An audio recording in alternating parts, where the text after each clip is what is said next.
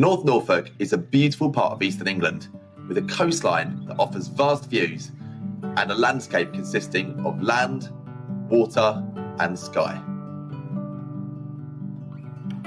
Following its 84-mile coast is the Norfolk Coast Path, starting at Hunstanton in the west and finishing at Sea Palling near England's most easterly point.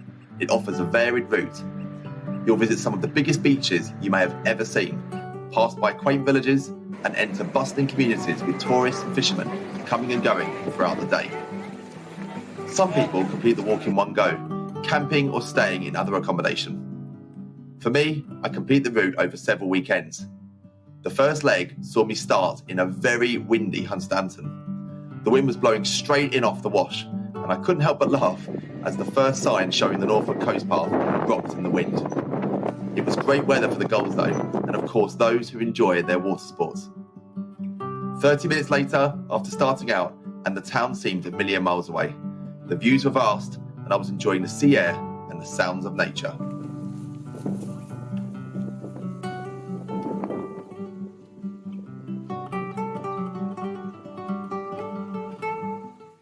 Well, hello there, and at long last I get to chat to you in person. Finally got out of that wind a bit. It is a pretty blustery day, but I must say, yeah, as much as it's not your typical glorious summer's day, it's perfect for walking. You haven't got the sun beating down on you. Temperature's about 20 degrees, and yeah, nice breeze as well. So not complaining. It is stunning. Definitely describe this place, North Norfolk, as being big sky country. Look at it. Massive marshes there, and then just the other side, if I come round, that side there, we've got the sea. We've just left the wash behind. And yeah, it's just massive. I'll show you the views in just a minute. Just so much space. Yeah, plan is to try and get in about 20 miles today. We'll see how we do. Plan to finish at a place called Wales Next to Sea, I believe it's called. Whether we get there or not depends on the time. So we're going to push on and catch up with you a bit later.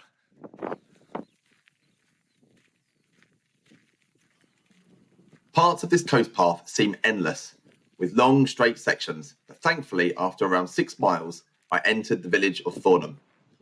From here, the coast path actually heads inland and is pretty uneventful from what I've read, so I decided to take a shortcut along the coast road. This was my least favourite part of the walk for obvious reasons, and it was made only slightly more bearable by some of the plush houses I passed, along with the cornfields swaying in the breeze. 3 kilometres later, and I was pleased to enter Brancaster. The sign just saying beach made me giggle. Keep it simple, clearly. I found a little shop and treated myself to an ice-cold Coke. A bit more of an amble along a raised walkway eventually took me to Burnham Staithe, where I rested the feet by the quayside and cracked open the drink. Refreshed and a little rested, it was time to crack on. It was totally exposed here, and I took a bit of a battering in the wind. It did, though, stop me drowning in my own sweat, which seems to be the norm with me on summer hikes.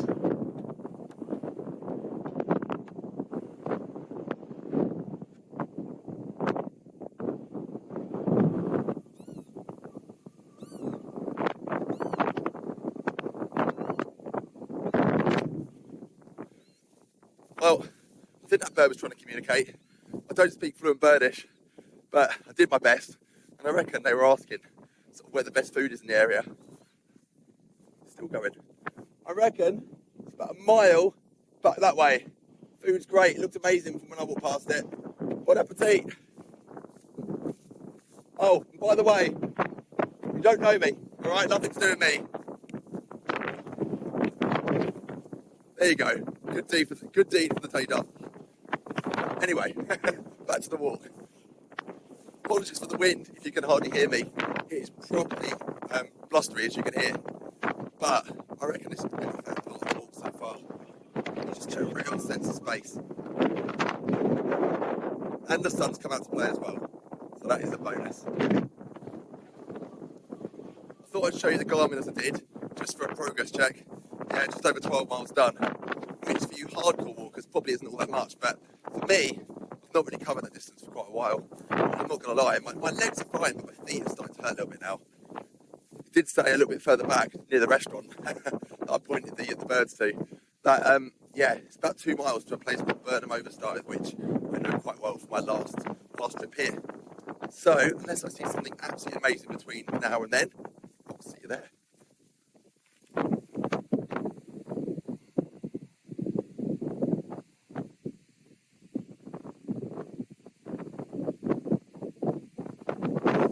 Well, nothing has changed apart from the distance I've covered.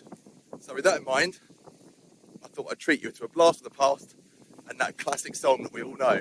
Here we go. Well, I have walked 14 long miles and I don't want to walk no more. Just because my toes have given up, I'd rather be sat down at the pub. Pint of Guinness, pint of real ale, pint of Guinness, pint of real ale. Either one will be like heaven in a glass. Pint of Guinness, pint of real ale, pint of Guinness, pint of real ale. I need a cold one and I need it fast. Well, if you're still with me after that cretinous attempt of a song, thank you. But in different news, the village of Burnham Overy Staithe came into view, but annoyingly took an age to reach because of the marsh surrounding it. As you can see, the path headed in the wrong direction for a fair bit, when the buildings literally seemed only a few hundred metres away. Pretty annoying. I was really relieved actually to finally reach the bus stop. There was only about 7 minutes to spare. Sadly, that meant there wasn't time for a pint at the pub. Maybe next time. The top deck of the bus I caught gave good views, especially from Burnham Market. This place is sometimes nicknamed Chelsea by Sea, and you can kind of see why. Even from the bus, I could tell there was plenty of money about, judging by the cars, houses, and the many eateries. Eventually, I arrived back in Hunstanton, greeted by much better conditions than a few hours before. Tummy was rumbling after all the walking, so that meant I had to get the meal we all should be eating by the seaside. Well, there's the food, and there's the view. Not bad, eh? Let's tuck in.